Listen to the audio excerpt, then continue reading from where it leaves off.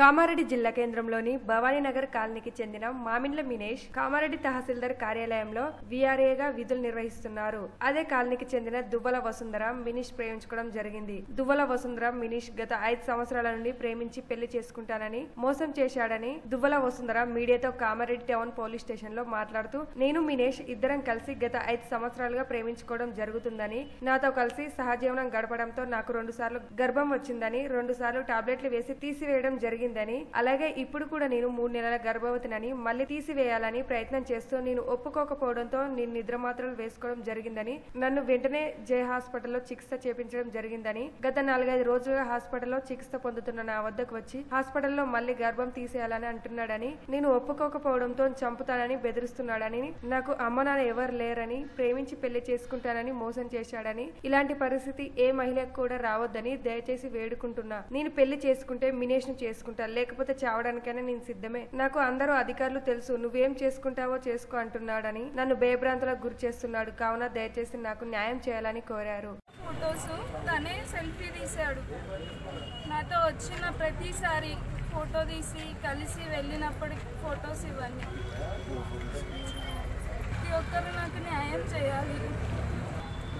కామారెడ్డి గొల్లవాడ మున్నూరు కాపు. అతను వాళ్ళ డాడీ శంకరయ్య, ఆయన విఆర్ఏగా పనిచేస్తున్నాడు కామారెడ్డిలో.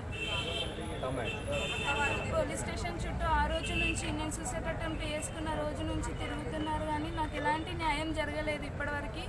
ఇప్పుడేమో కేసు అయినా సరే నేను చేసుకోను అనే అబ్బాయి అంటున్నాడు. సో నాకు ప్రెగ్నెన్సీ చేసినందుకు ఆయన నాతో సెక్స్లో పాల్గొన్నందుకైనా ఆయన జైలుకి వెళ్ళినా సరే నన్ను ఇక్కడ చంపైనా వెళ్ళాలి, లేకపోతే పెళ్లి చేసుకొనైనా వెళ్ళాలి.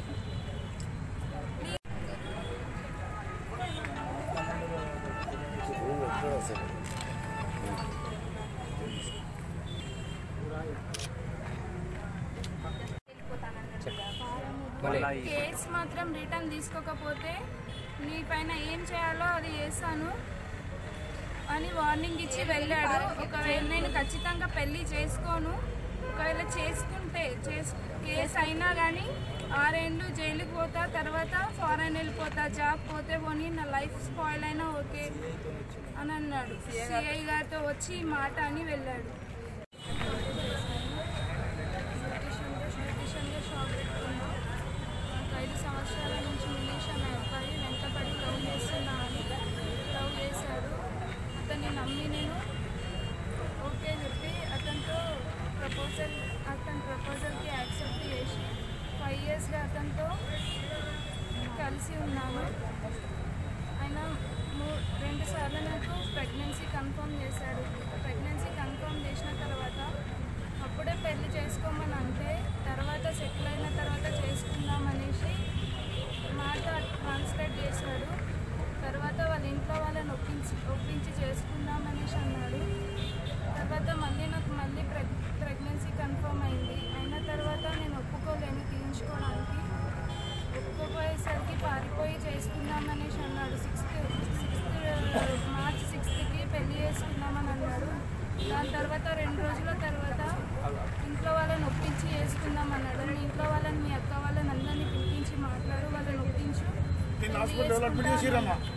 అన్న తర్వాత మళ్ళీ నేను అక్క వాళ్ళకి పిలిపించి మాట్లాడి ఒప్పించిన తర్వాత మా వాళ్ళు ఒప్పుకున్నారని చెప్పాను అబ్బాయికి. మా ఇంట్లో ఒప్పుకోవట్లేరు. మా అమ్మ నాకు ఫస్ట్ మ్యారేజ్ మా మర్దల్ని చేస్తా అంటుంది, తర్వాత నేను నిన్ను చేసుకుంటా అని చెప్పినాడు. ఆమెకైనా లైఫ్ ఇవ్వు, నాకైనా లైఫ్ ఇవ్వు, ఇద్దరి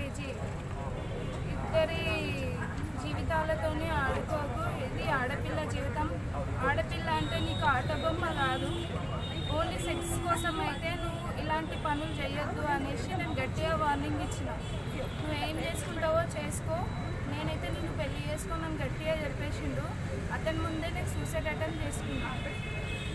ఆయననే తీసుకెళ్ళి నన్ను హాస్పిటల్లో అడ్మిట్ చేశాడు.